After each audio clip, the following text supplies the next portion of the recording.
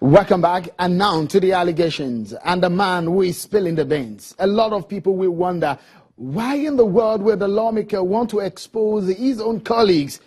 Who is this man, Abdulmumin Jibrin?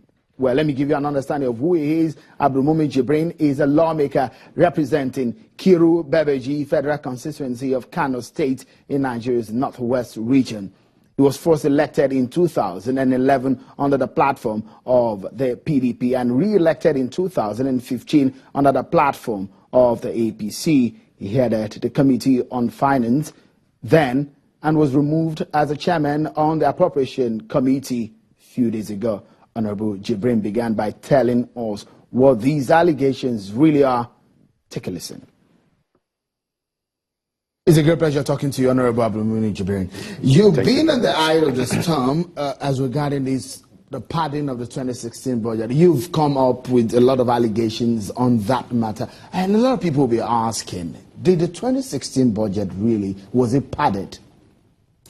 Of course, there's that unanimity in the National Assembly. We all completely do not agree with the word padding. For me personally, I've been consistent with the choice of the word insertions.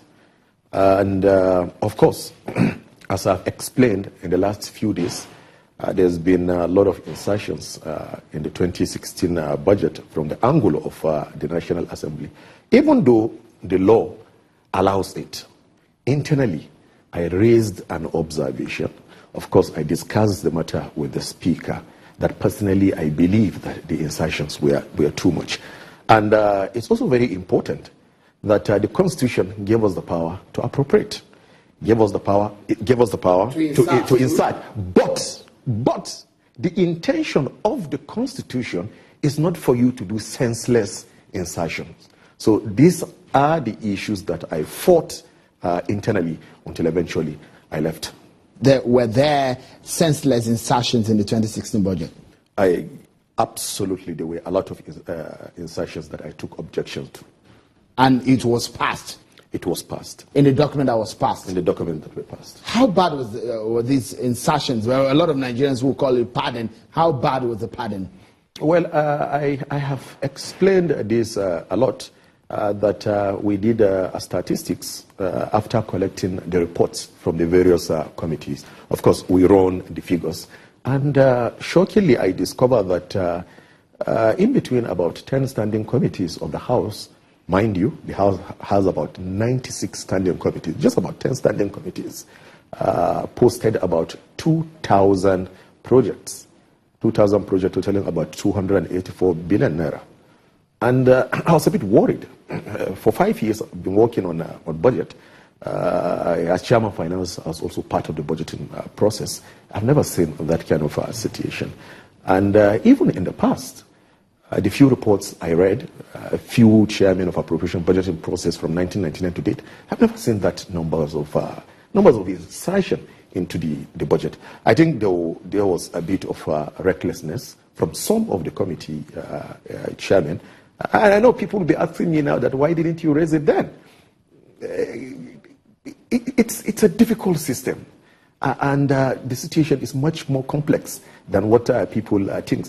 But what satisfied my conscience at all time is that I raised these issues internally, and I fought the battle of my life to make sure that reforms are taken such that it will not happen again in future. A colleague of yours who have been in the National Assembly told Channels Television that padding has been with the Nigerian National Assembly for a long time. Is that true? If some members are using the word padding, well, I don't know. But generally, when you have such insertions from the executive arm of government, you find that the National Assembly says we call it padding.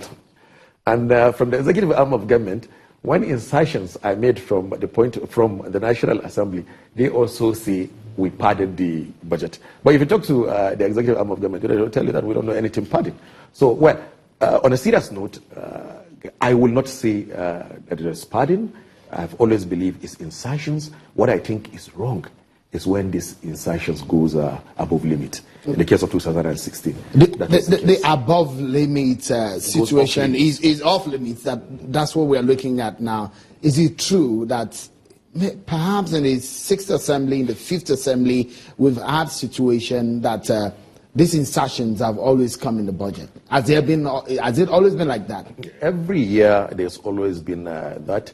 If you can recall properly, well, for the 5 years that I've spent at National Assembly, in 2011, there was that here and there with the executive arm because of insertion, the size of the budget. Every budget year, there are some key issues that creates a bit of a tension between the National Assembly and the executive arm of government. Essentially, one is the size of the budget. Secondly, is the quantity of insertion, new items from the National Assembly. These issues always cause a lot of friction and tension between both arms of government. It was the case in 2011, 2012, 13, 14, 15, and of course 2016. The only difference is that in 2016, I saw the numbers of insertion in 2011, saw in 2012, I saw in 2013, 14, 15, and 2016, it went completely off the board. Is the father of all insertions, the senseless insertions, according to you? Well, I stand by my words that there were a lot of insertions and they were senseless. In terms of figures, how bad are these insertions? Can you tell us? In terms of figures, that were put into amount of money. Yeah, I actually quoted it. I said it amounted to about 284 billion.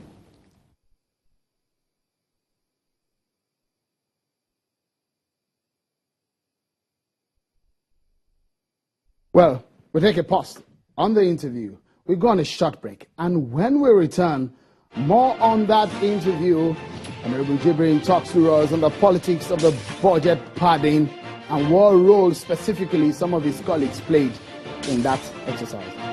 Join us again.